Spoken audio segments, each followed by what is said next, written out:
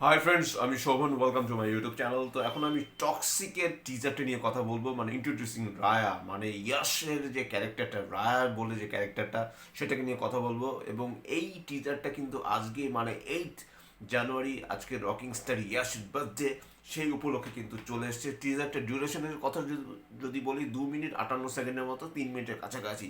আমার কিন্তু টিজারটা দুর্দান্ত লেগেছে। শুরুতেই দেখানো হয় একটা মাফিয়ার, হয়তোবা তারই হয়তোবা ছেলে, সে মারা গেছে।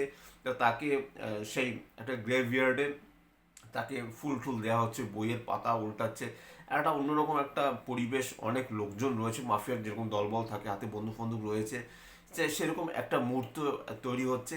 হঠাৎ করে একটা গাড়ি আসে, সেই গাড়ি থেকে একটা বুড়ো একটা ভদ্রলোক নামে। ভদ্রলোক এখনই বলা যাবে না, সে মদ খেতে খেতে নামে। তারপরে গাড়ির মধ্যে বেশ কিছু সিনস রয়েছে, সেগুলো নিয়ে আর নাই বা বললাম, সেগুলোতে আরো দুর্দান্ত সিন। কিন্তু সেই সিনটার সাথে সিম্বলিকভাবে যেই জিনিসটা ঘটে, সেটা এক কথা অসাধারণ। এবং রকিং স্টার ইয়াসের যেরকম ইন্ট্রোটা হয়, সেটা মাইন্ড ব্লোয়িং। মানে পুরো, মানে ধুরন্ধর 2 এর বোধহয় 12টা বেড়ে যাবে, কারণ এই মুভিটা কিন্তু টক্সিক ভার্সেস ধুরন্ধর 2 হতে যাচ্ছে। 19 মার্চ 2026-এ কিন্তু রিলিজ হতে চলেছে টক্সিক, এবং ওদিকে ধুরন্ধর 2। কী যে হবে বলা মুশকিল। রকিং স্টার KGF 2 এর অনেক বছর পর কিন্তু টক্সিক নিয়ে আসছে।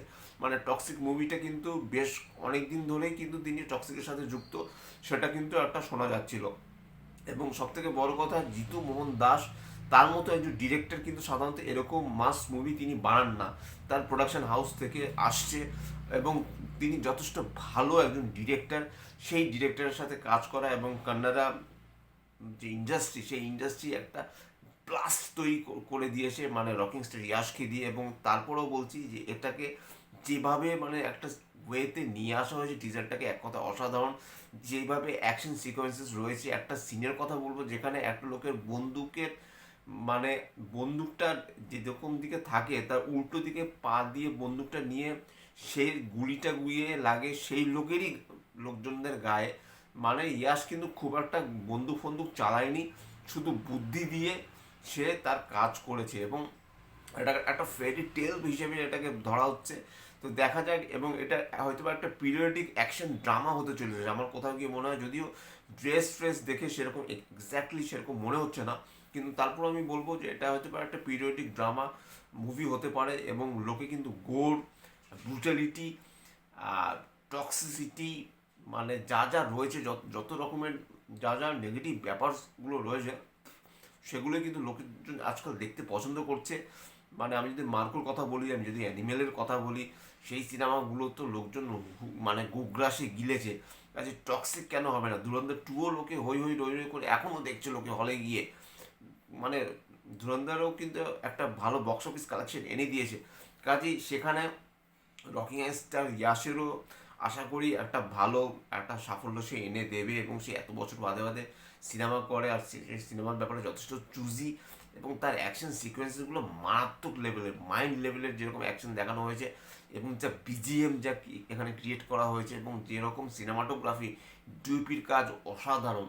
মানে টিজারটা মানে একটা প্লাস্ট তৈরি করেছে, মানে অসম্ভব। মানে যেভাবে ডিনামাইটগুলো ফাটছিল সেই জায়গাগুলো, মানে অসাধারণ। আমি তো বেশ কয়েকবার চালিয়ে দেখেছি, আমার দুর্দান্ত লেগেছে। অফিসে কাজের জন্য আমার একটা রিভিউ করতে অনেক দেরি হয়ে গেল, কারণ আমি তো অন্য অন্য ইউটিউবার মতো সাথে সাথেই রিভিউ আমি করার টাইম পাই না। হয়তো তারাও হয়তো বা অনেক সময় ব্যস্ত থাকে, কিন্তু তারা যত তাড়াতাড়ি রিভিউর টাইমিংটা নিয়ে আসে, সেটা আমার পক্ষে অত তাড়াতাড়ি হয়ে ওঠে না। আমি একটু লেট লতিফ বরাবরই, সেটা আমার যারা সাবস্ক্রাইবার্স বা যারা আমার ফ্যামিলি ওরিয়েন্টেড যারা আমার রয়েছে, বা যারা আমার ফ্রেন্ডস ফ্যামিলি কাছের মানুষ, তারা জানে যে একটা আমি লতিফ। তো যাই হোক, সেটা বড় কথা নয়। আমি তো রীতিমতো দেখে রীতিমতো আমি চমকে গেছি, যেটা কি টিজার! ভাই, এটাই যদি টিজার হয়, তারপর যে এখনো তো ট্রেলার আসা এখনো বাকি। মানে ট্রেলারটা তো মানে মানে ধামাকা মাচিয়ে দেবে। মানে সেখানে ইয়াস যে কী করতে চলেছে, এবং ইয়াসকে দেখতে দুর্দান্ত লাগছে। এবং গাড়ির মধ্যে যে সেক্সটা হচ্ছে, সেটার সাথে যেভাবে একটা কিন্তু কানেক্টিং একটা ব্যাপার রয়েছে, সেটা যদি আপনারা ঠিকঠাক মতো টিজারটা না দেখেন, তাহলে কিন্তু আপনারা জিনিসটা বুঝতে পারবেন না যে সেটা সেখানে অলরেডি সেক্স চলছে, তার মধ্যে যেভাবে জিনিসটা ক্রিয়েট করা হয়েছে সেটা এক কথায় অসাধারণ, এবং একেই বলে হয়তো বা টক্সিক। মানে দেখুন, সিনেমার নামের সাথে যদি কাজের মিল না থাকে তবে কিসেই মানে নামের সার্থকতা। কাজে আমি বলবো যে টক্সিক সিনেমাটা কিন্তু রকিং স্টার ইয়াসের অন্যতম সিনেমা তো চলেছে, হয়তো বা কেজিএফ 2 এর যা বক্স অফিস কালেকশন সেটাও হয়তো বা ভেঙে দেবে ইয়াস। সেই জন্যই তিনি রকিং স্টার, এবং তার বার্থডেতে যেভাবে এরকম টিজারটা নিয়ে আসা হয়েছে, যেভাবে গ্রেভিয়ার্ডকে দেখানো হয়েছে, যেরকম মানে অ্যাকশন সিকোয়েন্সগুলো করা হয়েছে, লোকজনগুলো ছিটকে ছিটকে পড়ছে, মানে দুর্দান্ত অ্যাকশন যে খুব বেশি একটা দেখিয়েছে সেটা কিন্তু নয়, কিন্তু তারপর যতটুকু দেখিয়েছে মানে একদম মাইন্ড ব্লোয়িং, পুরো খুশ হয়ে গেছি ভাই। টিজারটা বেশ কয়েকবার দেখেছি, আমার মানে আমি রীতিমতো মানে স্পিল স্পিচলেস আমি রীতিমতো। তো যাই হোক, এটাই ছিল আমার টক্সিক ইন্ট্রোডিউসিং রায়ার টিজার রিভিউ বা রিয়াকশন বলতে পারেন। যদি আমার চ্যানেলটা ভালো লাগে থাকে লাইক শেয়ার কমেন্ট এবং সাবস্ক্রাইব করতে ভুলবেন না। আমার চ্যানেলকে ইনস্টাগ্রামের লিঙ্ক, ফেসবুকের লিঙ্ক এবং ইউটিউবের লিঙ্ক আমার ডিসক্রিপশন বক্সে দিয়ে দেওয়া রয়েছে, সেখান থেকে আপনারা আমাকে কানেক্ট করতে পারেন। Tata, love you, bye bye. এবং যারা এখনও টক্সিকের টিজারটা দেখেননি প্লিজ সার্চ করে দেখুন, লিখবেন টক্সিক ইন্ট্রোডিউসিং রায়া, সেটা লিখলে ঝাঝার করে চলে আসবে টক্সিকের teaser. Tata, love you, bye bye and good night.